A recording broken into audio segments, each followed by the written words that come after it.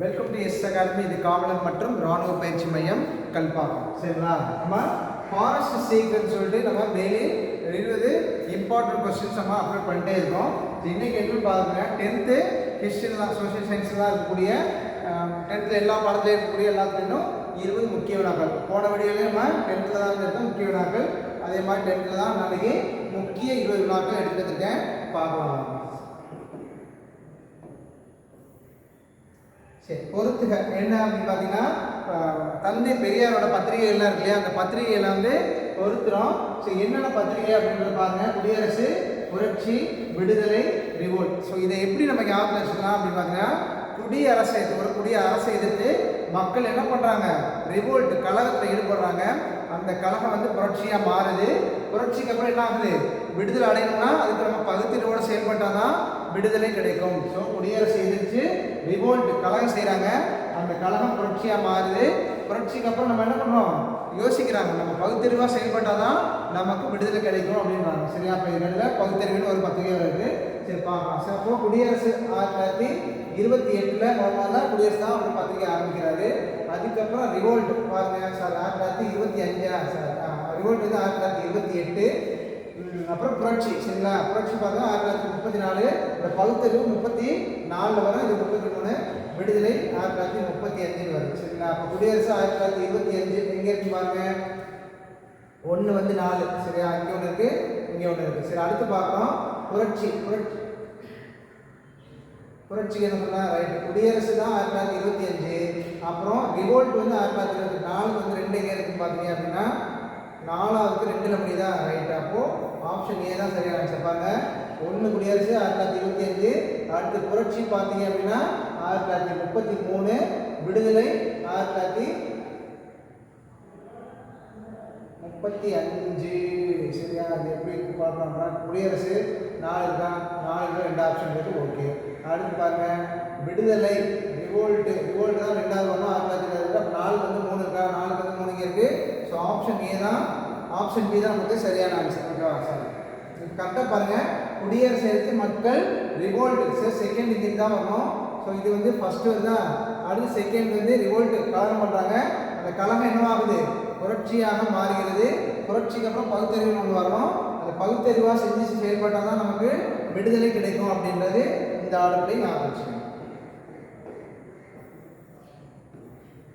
சத்யார்த்த பிரகாஷ் எனும் நூலின் ஆசிரியர் யார்? சத்யார்த்த பிரகாஷ். இது எப்படி ஞாபகம் வச்சுக்கலாம், புக் மேலே தான் நம்ம சத்தியம் பண்ணுவோம். அந்த புக் என்னது, சரஸ்வதி, புக்கோட கடவுள் சரஸ்வதி. அப்போ தயானந்த சரஸ்வதி அப்படின்னு ஞாபகம். சத்யார்த்த பிரகாஷ் எனும் நூல் எழுதியவர் தயானந்த சரஸ்வதி. என்ன சொல்லிடுவோம், புக்கு மேலே தான் சத்தியம் பண்ணுவோம். அப்போ புக்குனா யாரு, புத்தகத்தோட கடவுள் சரஸ்வதி. படிப்புக்கான கடவுள், கல்விக்கான கடவுள் சரஸ்வதின்னு ஞாபகம் வச்சுக்கலாம். சத்யார்த்த பிரகாஷ் ஞாபகம் பண்ணுவோம். சரிங்களா? அடுத்து சோட்டா நாக்பூர் குத்தகை சட்டம் இயற்றப்பட்ட ஆண்டு 1908. சோட்டா நாக்பூர்னா வந்து என்ன சொல்லணும், 1908 தான் சோட்டா நாக்பூர் சட்டம் இயற்றப்பட்டது. அதே 1955 பார்த்தீங்கன்னா சான்றிதழ்கள் வரும். பின்னாடி கொஸ்டின்ல அதை நம்ம பார்க்கலாம். கீழ்கண்டவற்றில் தவறானவை இவை. சரிங்களா? பாருங்க, திண்டுக்கல் கோபால நாயக்கர். திண்டுக்கல் கோபால நாயக்கர் ஏற்கனவே போன வீடியோவில் பார்த்தேன் அப்படின்னா, 8 ஆண்டுகளுக்கு ராணி வேலுநாச்சியாருக்கான அடைக்கலம் கொடுத்தவர் தான் திண்டுக்கல் கோபால நாயக்கர் அப்படின்னு நம்ம போன வீடியோவில் பார்த்தோம். அதே பாருங்க, கோபால நாயக்கரை தலைவராக கொண்ட திண்டுக்கல் கூட்டமைப்பு. அப்போ கோபால நாயக்கர் என்ன கூட்டமைப்பு தலைவராக இருந்தாரு, திண்டுக்கல் கூட்டமைப்புக்கு தலைவராக இருந்தார். சரிங்களா? ரைட். அதில் யாரு இடம்பெற்றிருந்தாங்க பார்த்தீங்கன்னா, மணப்பாறையின் லட்சுமி நாயக்கரும் தேவதானப்பட்டியின் பூஜை நாயக்கரும் இடம்பெற்றிருந்தார் அப்படிங்கிறது இந்த கூற்று சரிதான். சரிங்களா? இந்த கூற்று சரிதான். திண்டுக்கல் கூட்டமைப்புக்கு தலைவராக இருந்தவர் யாரு, கோபால நாயக்கர் அப்படிங்கிறது சரிதான். சரி, அந்த கூட்டமைப்பில் யார் இருந்தாங்கன்னா மணப்பாறை லட்சுமி நாயக்கர், தேவதானப்பட்டி பூஜை நாயக்கர், இதுவும் சரிதான். அடுத்து பாருங்க, பின்னாட்களில் கோபால நாயக்கர் விவசாயிகளின் ஆதரவுடன் எங்கே அப்படின்னு பார்த்தீங்கன்னா, இது தப்பு. காளையர் கோயில் கிடையாது, ஆனைமலையில். இந்த பாக்ஸில் இருக்கும் பாருங்க, ஆனைமலையில் கடும் போர் புரிந்தார். அதாவது கோயம்புத்தூர் தான் அவர் அந்த புரட்சி ஸ்டார்ட் பண்ணியிருப்பார். அது கோயம்புத்தூர் பகுதியில் முக்கியமாக ஆனைமலையில் தான் ஒரு விவசாயிகள் ஆதரவோட இது. அப்போ என்ன, கூற்று ஏ சரி, கூற்று பி தவறு. சரிங்களா? அப்போ இது ஆப்ஷன் சி தான் சரியான ஆன்சர். இந்திய தேசிய காங்கிரஸின் எந்த அமர்வில் ஒத்துழையாமை இயக்கத்துக்கு அனுமதி வழங்கப்பட்டது. சரி, ஒத்துழையாமை இயக்கம் எந்த வருஷம் அப்படின்றது கொஸ்டின் கூட இருக்கும். 1920 தான் ஒத்துழையாமை இயக்கம் ஆரம்பிக்கப்பட்டது. சரி, அப்போ இந்திய தேசிய காங்கிரஸுக்கு எந்த அமர்வில் அப்படின்னு பார்த்தீங்கன்னா 1920 2 அமர்வுகள் நடக்கும். எங்கெங்கன்னு பார்த்தீங்கன்னா நாக்பூரில் ஒன்று நடக்கும், கல்கத்தாவில் ஒன்று நடக்கும். சரிங்களா? ஸோ வருடாந்திரம் ஒவ்வொரு வருஷமும் டிசம்பர் மாதம் நடக்கும். 1985 1985 ஒவ்வொரு மாதமும் டிசம்பரில் நடக்கூடியது வருடாந்திர கூட்டம் நடக்கும். அதில் அப்பப்போ ஒரு சிறப்பு அமர்வுகள் நடக்கும். அந்த சிறப்பு அமர்வு எங்கே நடந்துச்சுன்னு பார்த்தீங்கன்னா கல்கத்தா அமர்வில் தான் ஒத்துழையாமை இயக்கத்துக்கு அனுமதி வழங்கப்பட்டது. அப்போ கல்கத்தாவுக்கு தான் ஒத்துழையாமை இயக்கத்துக்கு அனுமதி வழங்கப்பட்டது. அது என்ன அமர்வுன்னு பார்த்தீங்கன்னா சிறப்பு அமர்வு கல்கத்தாவில் நடந்துச்சு. சரிங்களா? அடுத்து பார்க்கலாம். திருவல்லிக்கேணியில் 1916 திராவிடர் இல்லம், சரியா, திராவிடர் இல்லம் என்ற பெயரில் தங்கும் விடுதியை நிறுவியவர் யாருன்னு பார்த்தீங்கன்னா சி நடேசனார் அப்படிங்கிறது தான் இந்த திராவிடர் இல்ல தங்கும் விடுதியை கொண்டு வந்திருப்பாங்க. சரிங்களா? அப்போ தென்னிந்திய நல உரிமை சங்கம் தான் இவங்களும் ஒரு 3 பேர்ல இவங்களும் ஒருத்தர் தான். ஸோ திருவல்லிக்கேணியில் தான் ஆரம்பிச்சிருப்பாங்க. 1916 திராவிடர் இல்லம் ஆரம்பிச்சு யார் பார்த்தீங்கன்னா சி நடேசனார் அப்படிங்கிறது தான் சரியான ஆன்சர். தமிழ்நாடு இந்து வாரிசுரிமை சீர்திருத்த சட்டம் அறிமுகம் செய்யப்பட்ட ஆண்டுனா தமிழ்நாடு இந்து வாரிசுரிமை சீர்திருத்த சட்டம் பார்த்தீங்கன்னா 1989 யார் முதலமைச்சராக இருக்கான்னு பார்த்தீங்கன்னா கருணாநிதி அவர்கள் இருக்காரு. ஸோ அந்த வருஷம் தான் இந்து வாரிசுரிமை சட்டம் கொண்டு வரப்பட்டது. துயரப்படும் உயிரினங்களை பார்த்து இரக்கம் கொள்ளாதவர்கள் கல்லஞ்சக்காரர்கள். துயரப்படும் இறக்கப்படாத கல்லஞ்சக்காரர்கள் அவர்களின் ஞானம் மேகங்களால் போடப்பட்டிருக்கின்ற கருத்தினை முன் வைத்தவர். அப்போ வாடிய பயிரை கண்ட போதெல்லாம் வாடினேன். அப்போ துயரப்படும் உயிரினங்களை கண்டும் நம்ம இறக்கம் கொள்ளலாம். அப்படி இறக்கம் கொள்ளாதவங்க கல்லஞ்சுக்காரர்கள் அப்படின்னு சொல்றவர் யார் பார்த்தீங்கன்னா ராமலிங்க அடிகளார். அதான் வாடிய பயிரை கண்ட போதெல்லாம் வாடின. ஒரு விளைபொருளை கண்ட போது வாடுறவர், உயிரினங்களும் அந்த மாதிரி நம்ம ஜீவகாரணியம் சொல்லுவாங்க இல்லையா, அந்த மாதிரி பண்ணக்கூடியவர்கள் யார் பார்த்தீங்கன்னா ராமலிங்க அடிகள். சரி, அடுத்து பாருங்க புரட்சி. அந்த புரட்சி எந்த அதாவது தொடக்க கால கிளர்ச்சி என்ற பாடத்தில் இருக்கு பாருங்க. சரி, யாரு பூலித்தேவர் கிளர்ச்சி அப்படின்னு பார்த்தீங்கன்னா மிக ஏர்லி ஸ்டேஜில் நடக்கும். 1755 1767 வரைக்கும் பூலித்தேவர் புரட்சி நடக்கும். ரைட். அடுத்து வீரபாண்டியனா வீரபாண்டிய கட்டபொம்மன் கழகம். சரி, வீரபாண்டிய கட்டபொம்மன் கழகம். சரி, எது எப்போ பார்த்தீங்கன்னா 1790 1999 வீரபாண்டிய கட்டபொம்மன் கழகம் இருக்கும். மருது சகோதரர் பார்த்தீங்கன்னா 1801. வேலூர் பரிசு நமக்கு நல்லாவே தெரியும் 1806. சரிங்களா? சரி பாருங்க, போலி தேர்வு வச்சு 1900. அப்போ 1க்கு 2 எங்கே இருப்பாங்க? 2 ஆப்ஷன் ஒரு இடத்துல மட்டும் தான் இருக்கு. ஸோ கண்டபடி நம்ம ஆப்ஷன் போட்டுடலாம். நாம்தாரி இயக்கம் என்னும் அமைப்பினை தொடங்கியவர் யார்? சரியா? நாம்தாரி நிரங்காரி அப்படின்னு சீக்கியர்களை 2 இயக்கம் வரும். சரியா? நாம்தாரி நிரங்காரி. சரியா? நிரங்காரி அப்படி 2 இயக்கம் வரும். நாம ராம அப்படின்னு ஞாபகம் வச்சுக்கோங்க. ஒரு ரைமே தான். அப்போ பாபா ராம் சிங்.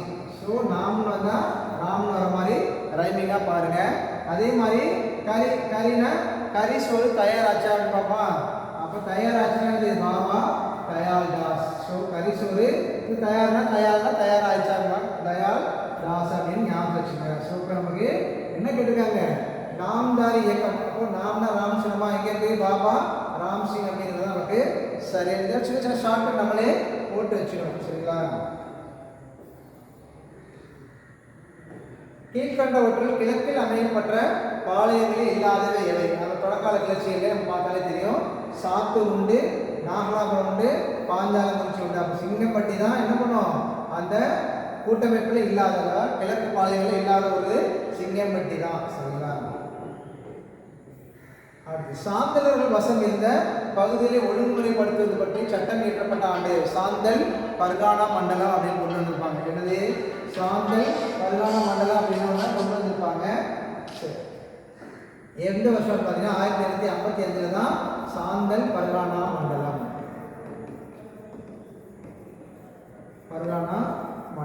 அப்படின்னு ஒரு அமைப்பை எப்போ கொண்டு வந்திருப்பாங்க?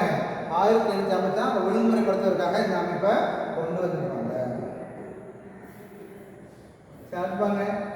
தேசிய காங்கிரஸின் நாக்பூர் அமர்விற்கு தலைமையாக நம்ம ஏற்கனவே சொன்னோம் இல்லையா 1920 தான் ஒத்துழையாமை இயக்கம் நடந்துச்சு. அதில் 2 அமர்வு சொன்னோம்.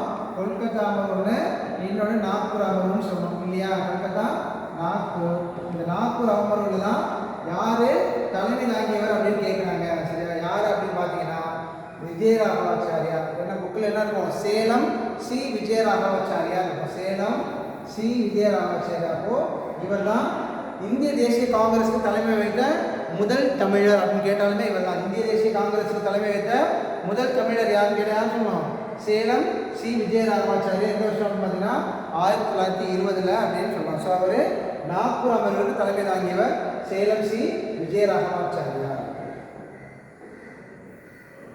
அடுத்து பாருங்க, வேலூர் புரட்சிக்கு போய் திப்பு சுல்தான் மான்கள் எங்கு அனுப்பப்பட்டனர் பார்த்தீங்கன்னா கொல்கத்தாவுக்கு தான் அவங்க மறுபடியும் நாடு எடுத்துப்படுவாங்க. நாடுனா நம்ம நாடுகளே மாற்றப்படுவாங்க. அப்போ வேலூர் புரட்சிக்கு எங்கே சுல்தான் திப்பு சுல்தான் மான்கள் எங்கே கொண்டு வரப்படுவாங்க பார்த்தீங்கன்னா கல்கத்தாவுக்கு தான் கொண்டு செல்லப்படுவார்கள்.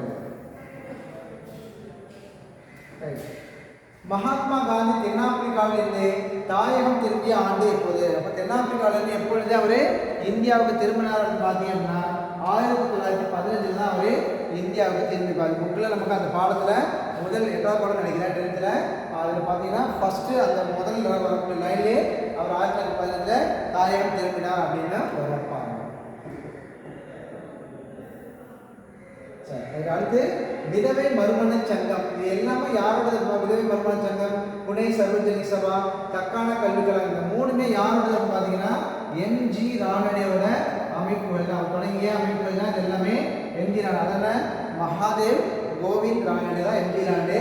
இவர் ஆரம்பித்தாங்க அந்த 3 அமைப்புகள். என்ன விதவை மறுமண சங்கம் எந்த வருஷம்னு பார்த்தீங்கன்னா 1861. விதவை மறுமண சட்டம் கேட்டால் 1856 சொல்லலாம். விதவை மறுமண சங்கம்னா 1861. ஓகேவா, அதை கொஞ்சம் குழம்பிக்காம பார்த்துங்க. புனே சர்வஜனி சபா பார்த்தீங்கன்னா 1870 ஆரம்பிச்சிருப்பாரு. தக்கான கல்விக் கழகம் எப்போ பார்த்தீங்கன்னா 1884. பிரார்த்தனை சமாஜம். சரி, பிரார்த்தனை சமாஜம் யார் ஆரம்பிச்சாரு தெரியுமா? ஆத்மராம் பாண்டுரங் 1867 ஆரம்பிச்சிருப்பாரு. பாருங்க, விதவை மறுமண சங்கம் 2 எங்கே இருக்கு பாருங்க. முதல்ல 2 ஒரே ஒரு ஆப்ஷன் தான் முதல்ல இருக்கு. ஸோ ஆப்ஷன் டின்றது தான் சரியான ஆன்சர். சரி, அடுத்து பார்க்கலாம். சந்தா சாஹிப்பின் 3 முகவர்களுடன் நெருங்கிய நட்பினை ஏற்படுத்தி கொண்டவர் யார் பார்த்தீங்கன்னா பூலித்தேவர் தான் நெருங்கிய நட்பை ஏற்படுத்துவார். சந்தா சாஹிப்போட 3 முகவர்களுடன் முஹைதீன் அந்த மாதிரி ஒரு 3 பேர் வரும். இவங்க 3 பேருடைய முகவர்களுடன் நெருங்கிய நட்பு கொண்டவர் யார் பார்த்தீங்க அப்படின்னா பூலித்தேவர் அப்படிங்கிறதான் சரியான ஆன்சர். ராயல் இந்திய கடற்படை கிளர்ச்சி நடைபெற்ற ஆண்டு எப்போது? ஸோ ராயல் இந்திய கடற்படை புரட்சினா 1946 தான் ராயல் இந்திய கடற்படை கிளர்ச்சி நடக்கும். சரிங்களா? சௌரி சௌரா என்ற சம்பவம் உத்தரப்பிரதேசத்தில் நடைபெற்ற ஆண்டு எப்பொழுது? அப்போ சௌரி சௌரா சம்பவம் எப்பொழுது நடக்குது அப்படின்னு பார்க்கணும் அப்படின்னா 1922 பிப்ரவரி 5 தான் நமக்கு நடக்கும். சரி, 1922 பிப்ரவரி 25 தான். எதுக்காக இதெல்லாம் ஆரம்பிச்சுப்பாங்கன்னா ஒத்துழையாமை இயக்கத்தை ஆரம்பித்து 1920 ஆரம்பிச்சு அப்படி நடந்துகிட்டே வரும். என்னடா நம்ம ஒத்துழையாமை இயக்கம்னா அஹிம்சை முறையில் செயல்படுத்தணும் அப்படின்னு போயிட்டே இருக்கும். சரி, அது பார்க்கும்போது என்ன ஆகுதுன்னா ஒரு இடத்துல 22 காவலர்கள் அந்த காவல் நிலையத்திலே வச்சு கொல்லப்படும். ஆங்கில காவலர்கள் கொல்லப்படுவாங்க. சரி, நம்ம அஹிம்சை சொல்கிற எல்லாமே வன்முறையில் இறங்கிட்டாங்கன்னு சொல்லிட்டு இந்த ஒத்துழையாமை இயக்கத்தையே கேன்சல் பண்ணிடுவாங்க. ஸோ அது என்ன சம்பவம்னு பார்த்தீங்கன்னா சௌரி சௌரா சம்பவம் தான். எங்கே நடக்குது? எந்த வருஷம்னா 1922 பிப்ரவரி 5 தான் நடக்கும். சரிங்களா? அடுத்து பார்க்கணும். ராஷ்டிர கோப்தார் என்பது யாருடைய முழக்கம்? சரி, ராஷ்டிர கோப்தார்னா என்ன அர்த்தம்? முதல்ல உண்மை விளம்பி அப்படின்னு அர்த்தம். சரி, ராஷ்டிர கோப்தார் என்பது உண்மை விளம்பி அப்படிங்கிறது தான் அதோட அர்த்தம். சரி, அது யாருடைய முழக்கம் அப்படின்னு பார்த்தீங்கன்னா பார்சி இயக்கத்தோட உண்மையான முழக்கம் தான் ராஷ்டிர கோப்தார் அப்படின்னு சொல்லுவாங்க. ஸோ பொண்ணை நம்ம 20 இம்பார்ட்டன்ட் கொஸ்டின்ஸும் பார்த்துருக்கோம். ஒவ்வொரு நாளும் நம்ம ஹிஸ்ட்ரியில் இருக்கக்கூடிய இம்பார்ட்டன்ஸ் கொஸ்டின்ஸே நம்ம பார்த்துட்டே வரலாம். ஸோ நம்ம வீடியோ பற்றின நம்ம கமெண்ட்ஸ் எல்லாம் பதிவு பண்ணுங்கள். அதே மாதிரி நம்ம சேனலையும் சப்ஸ்கிரைப் பண்ணுங்கள். உங்கள் ஃப்ரெண்ட்ஸுக்கும் ஷேர் பண்ணுங்கள்.